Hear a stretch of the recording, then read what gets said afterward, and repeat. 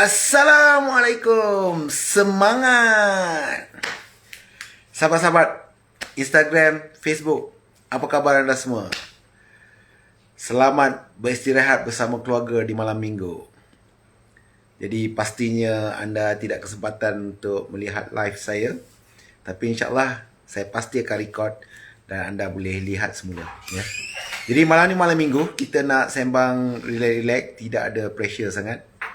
Tapi sedikit lah. Tadi ada orang DM pasal posting saya.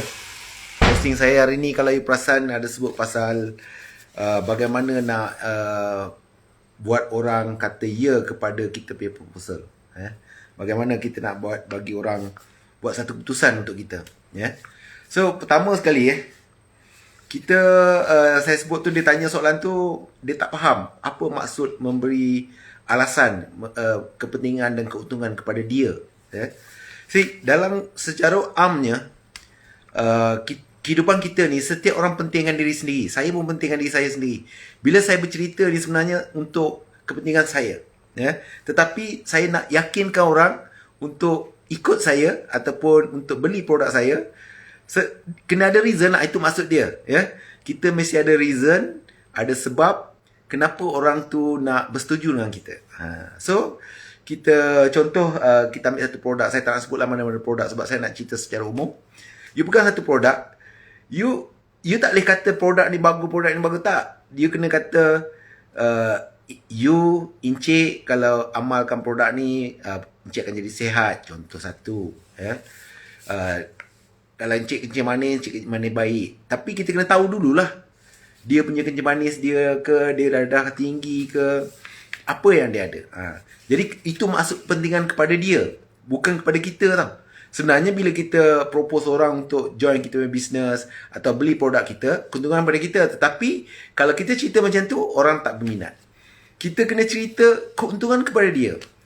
Kita sebut you join business ini, bukan business saya. You join business ini, satu, you dapat kesihatan yang baik. Kedua, you kenal ramai orang. Ketiga, you akan dihormati. Keempat, you dapat jana pendapatan. Tapi mestilah kepentingan dia. Kalau dia tak nak jana pendapatan, tak payah cerita pasal jana pendapatan.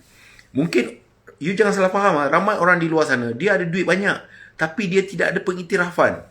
Sebab kalau kerja swasta, kerja kerajaan, mungkinlah ada pengiktirafan bila berumur berapa tahun kerja. Tapi dalam swasta tak ada pengiktirafan seperti itu. So dia nakkan pengiktirafan itu. So come here, di sini you akan diraikan, you akan disanjung atas kejayaan you. So barulah dia nampak kepentingan tu. Dan yang keduanya saya ada sebut, kita kena tanya soalan ya. Jadi kita kena banyak bertanya dia, dan jawapan dia mestilah ya daripada dia. Jangan, kita kena angguk. Bila kita tanya soalan tu, jawapan dia tu kita angguk. Encik, duduk di sini ke? Ya. You faham tak soalan tu? Jadi kaya. Encik sekarang ni dah pencen ke? Ya. Kita anggukkan. Ya. So kita nak dia ya. Encik berkahwin ataupun bujang? Itu bukan ya, itu ada pilihan kita.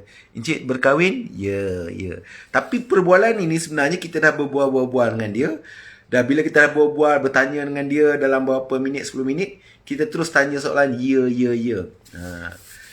Anak encik dah kahwin? Ya. Jadi biar dia ya. So encik sekarang tak ada sakit apa-apa? Ya. Jadi di situlah kita nak encik ada kencing manis? Ya. Tapi benda tu kita tahu dah dulu sebelum daripada perbualan kita. Jadi kita tanya balik soalan supaya dia jawab ya. Kerana apa? Sebab kita nak dia jawab ya pada kita punya soalan untuk kepentingan kita tadi tu. Tapi ingat kita bercerita dengan orang bukan kepentingan kita, kepentingan dia. That's why sebenarnya ramai orang dia macam confused. Aku jual barang ni kalau aku nak untung. Jadi payah buat macam tu. Kita jual barang ni, kita nak dia dapat benefit. Kesihatan dia ke, kalau dia nak jana pendapatan, kalau dia ajak dia berniaga ke, dia jadi sihat ke, dia bertenaga ke. Jadi selalu kepada dia, bukan kepada kita. Kemudian contoh kita kata you nak tak family you bahagia? Ya. Itu cara maksudnya.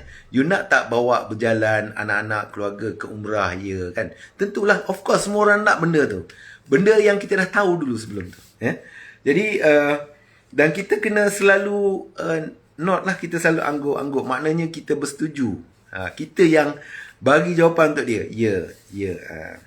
Kemudian kita kena tanya soalan yang memberi pilihan atas untuk kepentingan kita. Cik, bila saya boleh jumpa Encik petang ni ataupun esok pagi? Nampak tu petang ni pun kena kat kita, esok pagi pun kena untung kat kita. Jadi kita kena beri soalan. Jangan tanya soalan, Encik petang ni free tak? Memang jawapan dia tak lah.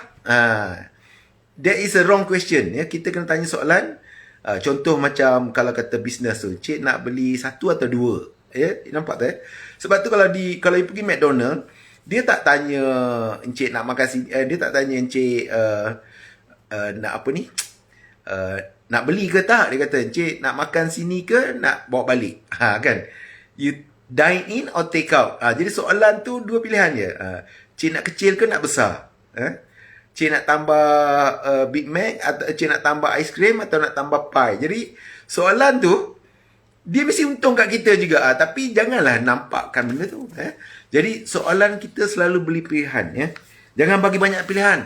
Nanti contoh dia kata, Encik nak jumpa petang ni atau esok pagi atau hari Isnin malam. Jangan banyak macam tu. Dua pilihan je. So yang itu kena biasakan diri lah. Tanya soalan. Contoh saya tengok ni, contoh-contoh ni. Encik nak beli, Encik nak baju tudung hitam atau tudung putih. Kalau orang jual tudung kan, Cik nak tudung bawah atau nak shawl. Jadi soalan tu, pilihan tu dua-dua pada kita. Janganlah pilihan tu satu tu tidak pada pihak kita. Cik nak beli tudung bawah, tudung shawl, padahal kita tak jual shawl. Janganlah macam tu.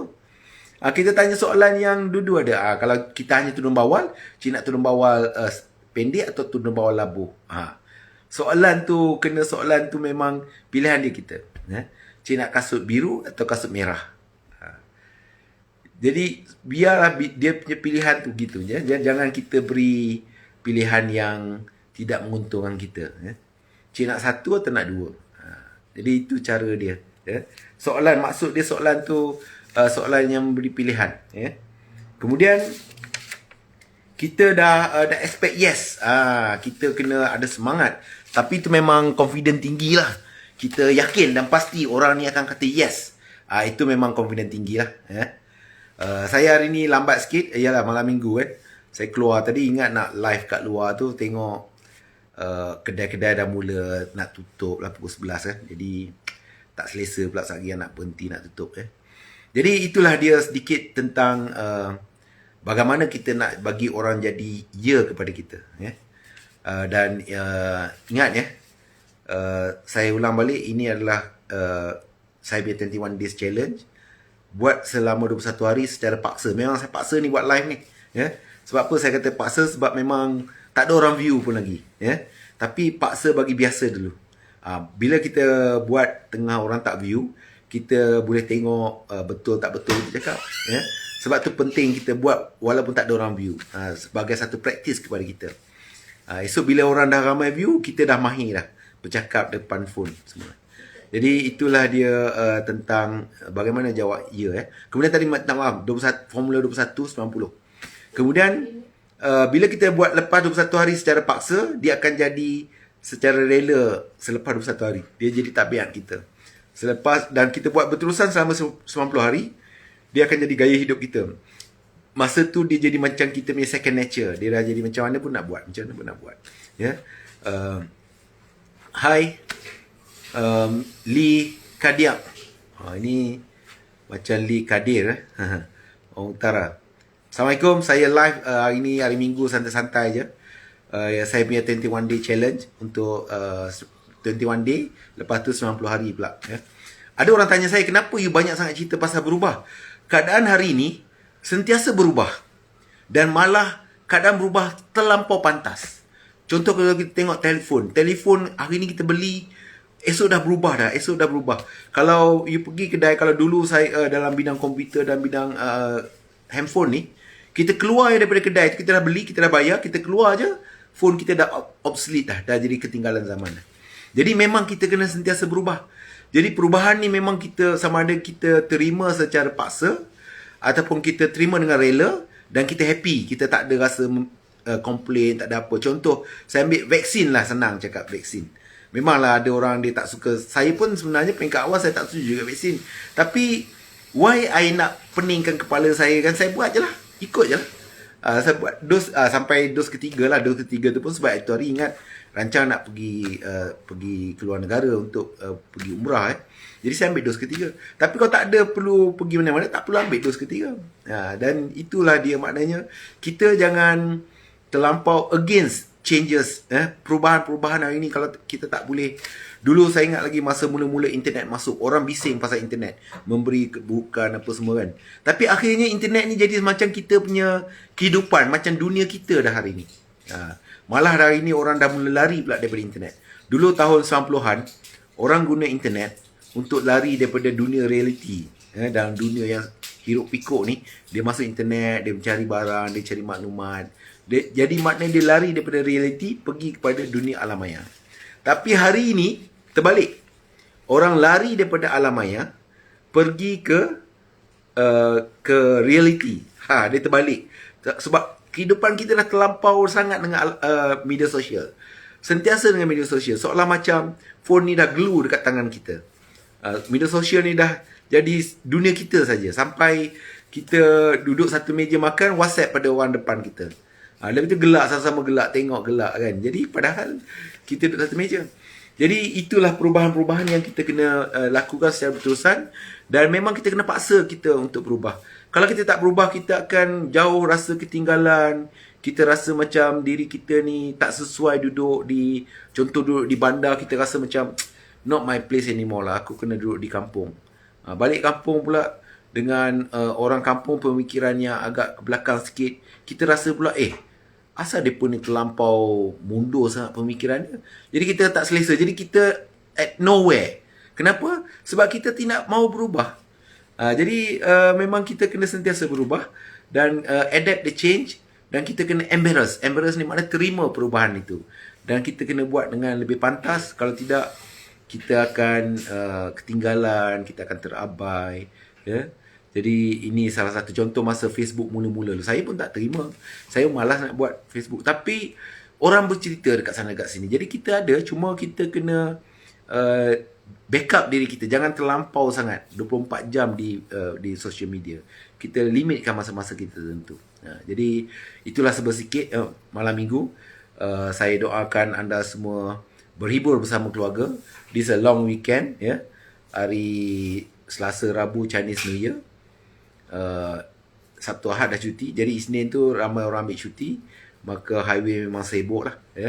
Jadi insyaAllah kalau ada peluang, kita akan live di tempat-tempat yang agak berbeza. Tidaklah di rumah aja kan. Saya buat pilih pukul 11 ni sebab saya dah habis semua aktiviti dah kan. Jadi hari ni agak lambat sikit saya mula tadi. Jadi itu saja daripada saya pada malam ini. Jom kita berubah. Kalau yang mana sakit, kita berubah jadi sihat. Kalau kita sihat, kita berubah jadi mantap badan kita. Badan kita tak flabby, badan kita fit. Kita yang duit cukup-cukup, kita berubah pada duit ada ekstra. Kita tak pernah tengok dunia luar, kita berubah pada kita berjalan keluar daripada kawasan kita, pergilah lihat dunia. Kalau dah umur 5 pencen tu kan, terus go out lah, go see the world. Dunia ni sangat berbeza.